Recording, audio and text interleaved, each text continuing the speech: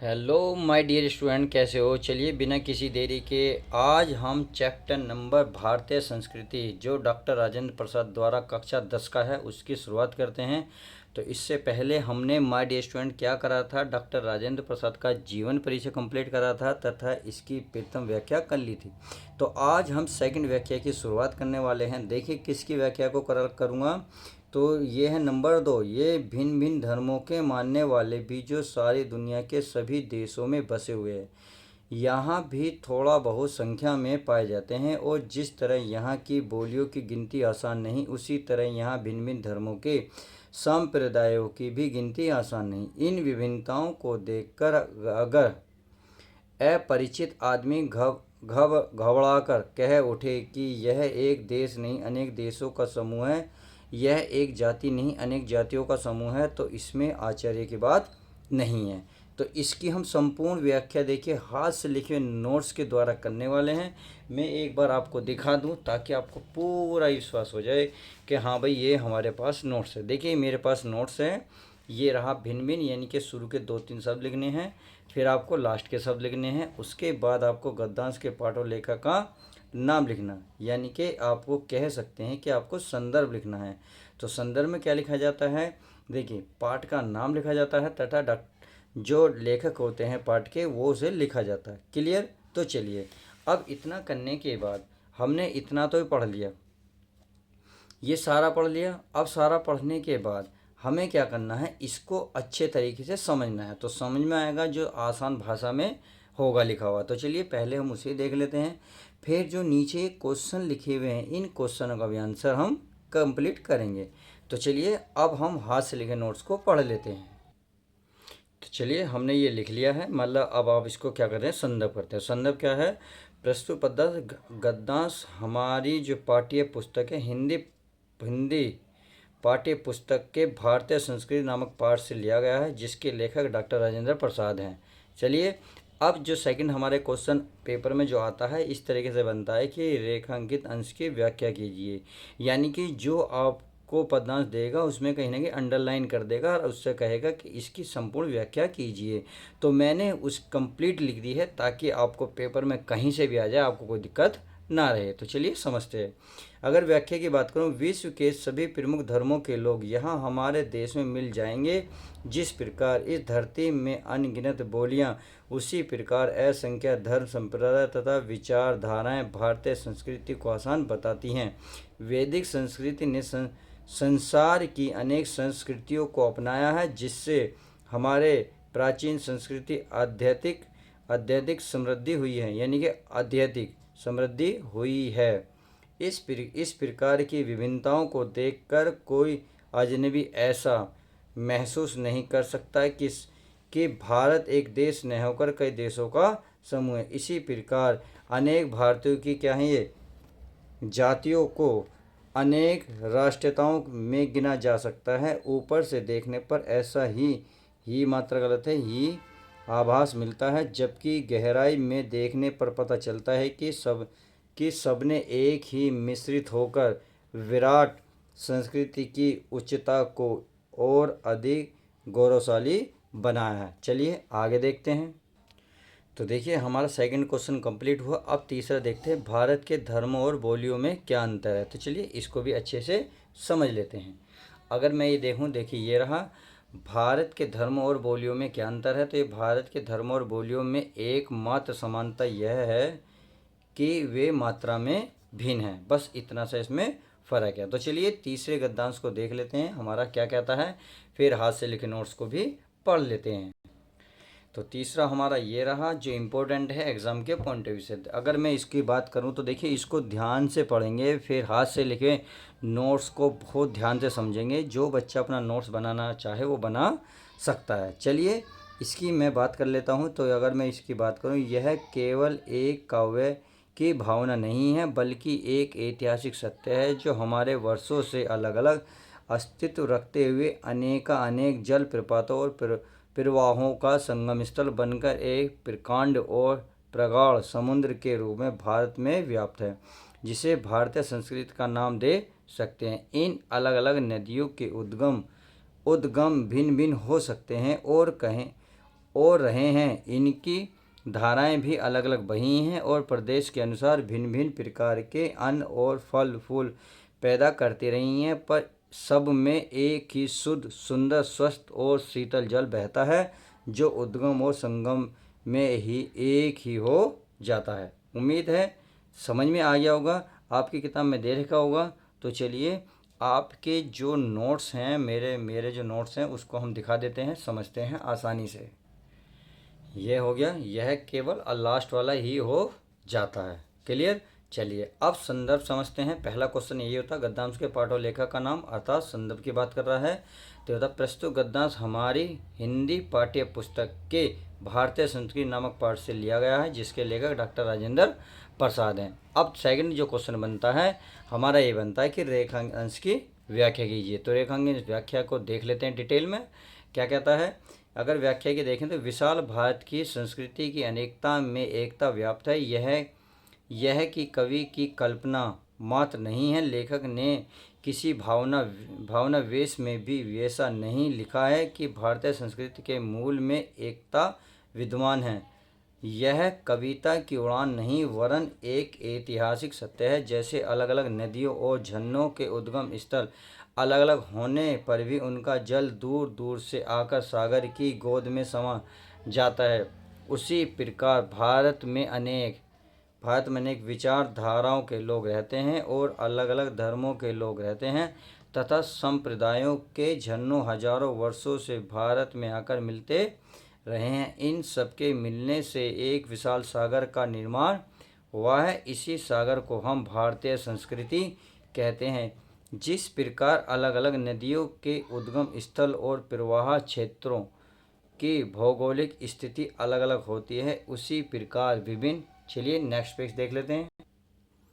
विचारधाराओं ने देश में अलग अलग प्रकार के रहन सहन, खान पान, रीति रिवाज, आचार विचार आदि को जन्म दिया है। जिस प्रकार नदियों में प्रवाहित होने वाला शीतल जल स्वच्छ और कल्याणकारी जल प्रवाहित होता रहा है, यह जल अपने निकलने के स्थान पर भी समान होता है और मिलने वाले स्थान पर भी समान रहता है। ठीक उसी प्रकार हमारी सभ्यता और संस्कृति में जो विभिन्नताएं दिखाई देती हैं वे सब बाहरी वस्तुएं हैं। आंतरिक रूप से सब में एक ही बहाव बहता है और ये विभिन्नताएं अन्य में और आरंभ में एक ही हैं। चलिए ये समझ में आ गया।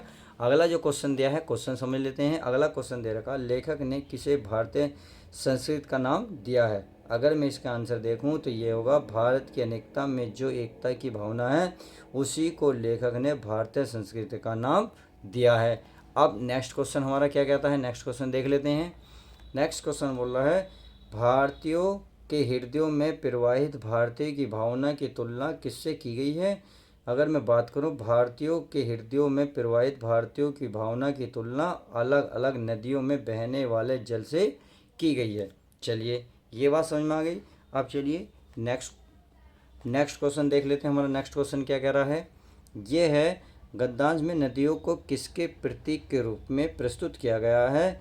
अगर मैं प्यारे बच्चों इसके आंसर की बात करूं तो इसका यह विभिन्न धर्मों संप्रदायों के रूप में प्रस्तुत किया गया है। चलिए आगे हमारा इतना ही है। अब देखते हैं नेक्स्ट गद्यांश। तो नेक्स्ट है हमारा ये रहा पांचवा।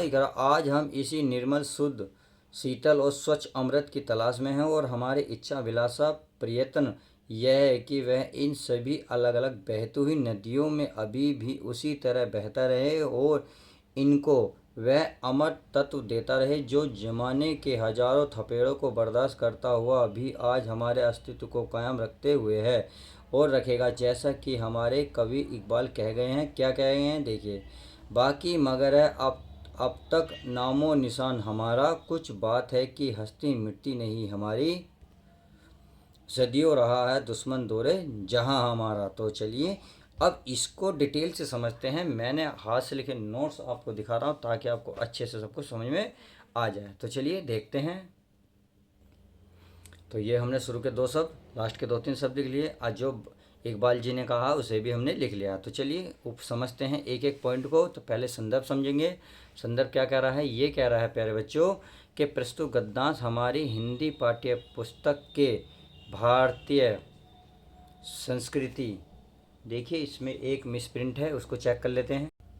चलिए सब सही है कि भारतीय संस्कृति नामक पाठ से लिया गया है, जिसके लेखक डॉक्टर राजेंद्र प्रसाद हैं। अगर मैं बात करूं रेखांकित अंश की व्याख्या, तो चलिए इसको समझते हैं। इसको है कि भारतीय संस्कृति रूपी विशाल सागर में आकर गिरने वाली जाति, धर्म, भाषा आदि नदियों में एक ही भाव से शुद्ध, स्वच्छ, शीतल और भारतीयता रूपी एकता का रूप जो जल अमृत के समान प्रवाहित होता है। आगे देखते हैं। आतंक प्रवाहित होता है रहता है। आज यह जल राजनीतिक स्वार्थ, सांप्रदायिकता, आतंकवाद, धार्मिक कट्टरता आदि के द्वारा गंदा हो गया। हमें आज सदियों पहले प्रवाहित उसी अमृत तत्व की तलाश है जो भारतीय संस्कृति को अमृतता और स्थिरता प्रदान करता है। हमारी इच्छा है कि विभिन्न विचारधाराओं के रूप में इन नदियों में यह अमृत रूपी जल सदैव बहता रहे, जिससे सभी लोगों में प्रेम और राष्ट्रीयता की भावना का संचार हो। इस भावना का रूप ही सनातन धर्म है और यही भारतीय संस्कृति की परंपरा है। चूँकि इस देश ने तरह तरह के संकट झेले हैं, इसीलिए भारतीय संस्कृति की विभिन्नता में एकता एक ऐसा तत्व है जो आज तक मिटाया नहीं जा सका और न जाने कितने बार अब नेक्स्ट पेज पे देश पर बाहरी लोगों द्वारा आक्रमण किए गए और अनगिनत बार यह देश आक्रमणकारियों का शिकार हुआ, किंतु यहाँ पर एक ऐसा तत्व सदैव विद्वान रहा जिसके बल पर भारतीय संस्कृति का अस्तित्व आज तक बना हुआ है। हमारी यह कामना है कि भारतीय संस्कृति को इस अमृत तत्व की शक्ति सदैव प्राप्त होती रहे। इस शक्ति के द्वारा ही भारतीय संस्कृति भविष्य में भी जीवित और स्थायी बनी रहेगी। अब जो क्वेश्चन है, चलिए उस क्वेश्चन को भी देख लेते हैं। हमारा क्वेश्चन है, लेखक ने अमृत तत्व किसे कहा है? अगर मैं इसकी बात करूं तो इसने बोला है भारतीय संस्कृति की अनेकता में एकता की भावना को लेखक ने अमृत तत्व कहा है। उम्मीद है ये बात अच्छे से समझ में आ गई। तो चलिए अब नेक्स्ट देख लेते हैं। तो ये अब नेक्स्ट है, देखिए अगर हमारी सारी संस्कृति का मूलाधार इसी अहिंसा तत्व पर स्थापित है। जहाँ जहाँ हमारे नैतिक सिद्धांतों का वर्णन आया, अहिंसा को ही उसे मुख्य स्थान दिया गया। अहिंसा का दूसरा नाम या दूसरा रूप त्याग है और अहिंसा का दूसरा रूप या दूसरा नाम स्वार्थ है, जो प्राय भोग के रूप में हमारे सामने आता है। पर हमारी सभ्यता ने तो भोग भी त्याग ही से निकाला है, यानी कि त्याग ही से निकाला है और भोग भी त्याग में ही पाया है। श्रुति कहती है तेन त्यक्तेन भुज्यते। इसी के द्वारा हम व्यक्ति के बीच का विरोध, व्यक्ति और समाज के बीच का विरोध, समाज और समाज, चलिए नेक्स्ट देखते हैं आगे पेज के बीच का विरोध, देश और देश के बीच के विरोध को मिटाना चाहते हैं। हमारी सारी संस्कृति चेतना इसी तत्व पे ओतप्रोत है। अब इसको समझेंगे, फिर इससे रिलेटेड जितने क्वेश्चन हैं इसको डिटेल से करेंगे। तो चलिए समझते हैं अपनी हैंड राइटिंग में। तो हमने शुरू किया, क्या करा, 2-3 शब्द लिखेंगे, 2-3 शब्द लिखेंगे, सही है। फिर गद्यांश के पाठ और लेखक का नाम लिखेंगे। तो प्रस्तुत गद्यांश हमारी हिंदी पाठ्य पुस्तक के भारतीय संस्कृति नामक पाठ से लिया गया है, जिसके लेखक डॉक्टर राजेंद्र प्रसाद हैं। अब बात आती है कि व्याख्या। तो चलिए व्याख्या को समझ लेते हैं। व्याख्या है, लेखक कहता है कि हमारी भारतीय संस्कृति का मुख्य आधार अहिंसा तत्व भी है। इसीलिए हमारे ग्रंथों में जहाँ कहीं भी नैतिक सिद्धांतों की बात कही गई है, वहाँ मन, वचन और कर्म से हिंसा न करने का उल्लेख अवश्य किया गया है। अब नेक्स्ट पेज पे देखते हैं। लेखक ने अहिंसा को त्याग का नाम दिया है। त्याग करना ही अहिंसा है, दोनों में कोई अंतर नहीं है। ठीक उसी प्रकार अहिंसा का दूसरा नाम स्वार्थ है। अहिंसा ही स्वार्थ है, दोनों उतना ही गहरा संबंध है जितना अहिंसा और त्याग में। एक मानव दूसरे मानव को हानि तक पहुंचाता है जब वह स्वार्थ के वेश में हो जाता है। अतः स्वार्थ का दूसरा नाम अहिंसा है। भारतीय दर्शन के अनुसार भोग उत्पत्ति त्याग से हुई है और त्याग भी भोग से पाया जाता है, यानी कि त्याग भी भोग में पाया जाता है। भोग के लिए एक व्यक्ति दूसरे व्यक्ति से झगड़ता है, लड़ता है और समाज में उसका विरोध करता है। भोग के कारण ही एक समाज का दूसरे समाज में संघर्ष होता है। अतः इन समस्त विरोधों को पूरी तरह नष्ट करने के लिए त्याग की भावना का उत्पन्न होना अनिवार्य है। त्याग की भावना मन में आते ही हृदय में अपार सुख या शांति का अनुभव होने लगता है। इस अपार त्याग और अहिंसा भारतीय संस्कृति का वह तत्व है जो संसार में समस्त व्यक्तिगत सामाजिक राजनीतिक देश विदेशगत विरोधों को समाप्त कर सकता है। अब इससे रिलेटेड जितने भी इसमें क्वेश्चन थे, चलिए क्वेश्चन को डिटेल से समझ लेते हैं। तो अगर मैं इसमें क्वेश्चन की बात करूं तो पहला क्वेश्चन है, भारतीय संस्कृति का मूलाधार क्या रहा है? तो इसका आंसर होगा भारतीय संस्कृति का मूलाधार अहिंसा तत्व रहा है। अगर सेकंड क्वेश्चन की बात करूं तो यह नैतिक सिद्धांतों में मुख्य स्थान किसका रहा है? तो यह नैतिक सिद्धांतों में मुख्य स्थान अहिंसा का रहा है। अब अगला क्वेश्चन है, त्याग और स्वार्थ क्या है? तो चलिए नेक्स्ट पेज पे देखते हैं। इसका क्वेश्चन, अहिंसा का दूसरा नाम त्याग और अहिंसा का दूसरा नाम स्वार्थ है।